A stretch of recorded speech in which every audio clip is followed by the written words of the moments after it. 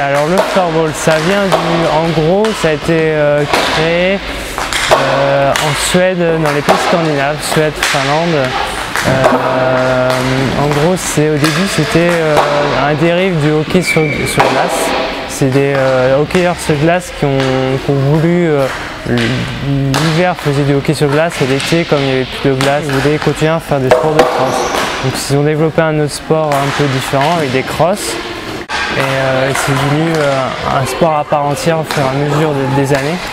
Et maintenant, en Suède, c'est devenu un sport national, même devant le foot ou le hockey sur glace. En Finlande, c'est un sport qui est réputé aussi. Et en Suisse aussi, c'est un autre nom, mais c'est aussi le floorball, ça s'appelle mini-hockey. Donc c'est vraiment les trois grosses nations du floorball.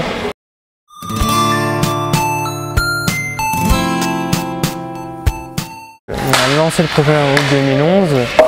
On était au départ 3, donc au fur et à mesure de l'année, on a réussi à avoir de plus en plus de monde.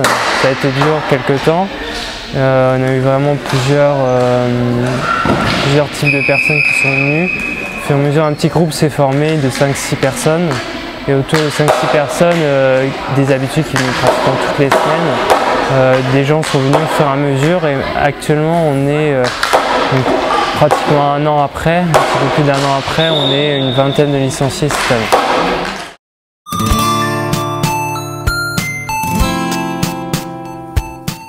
Alors oui, c'est assez compliqué, souvent pas par rapport aux gens qui viennent pratiquer, souvent difficile par rapport aux mairies, aux collectivités. Pour eux, un floorball, c'est pas du tout connu. Personne ne connaît, c'est pas du tout médiatisé, les gens qui viennent pratiquer, ils connaissent pas du tout le floorball, même des hockeyeurs, tout simplement, ils ne connaissent pas ce sport. Et le plus dur qu'on a pour notre association, le club sur Bordeaux, c'est d'avoir des créneaux de salle. Donc c'est aussi ça, c'est le fait qu'ils ne soient pas connus. On ne donne pas la chance d'un sport, en plus du basket, en plus du foot, d'avoir des créneaux à nous. Un sport qui n'est pas dans les priorités des mairies. Et aussi, il y a un petit problème, c'est que le floorball en France n'a pas l'agrément sport près du ministère des Sports. Donc c'est aussi un frein à notre discipline.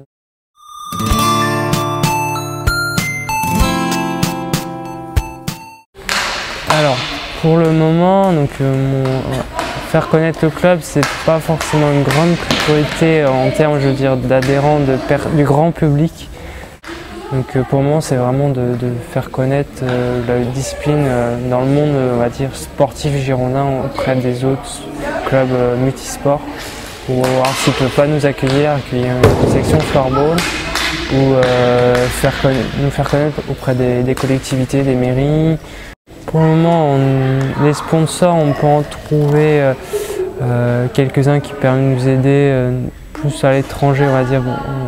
On va avoir un sponsor au niveau d'achat matériel, mais après ça peut être des petits sponsors un peu à droite à gauche. Mais tant qu'on n'a pas cette base d'équipe de championnat, ce sera compliqué d'avoir des sponsors sérieux, on va dire.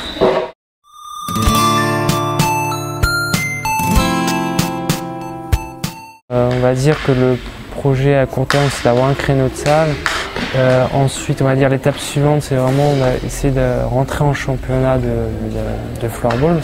Aussi, dans le projet assez futur, c'est d'avoir une école de floorball pour les enfants. C'est vraiment par étapes et qu'on arrivera à faire un projet viable dans le temps.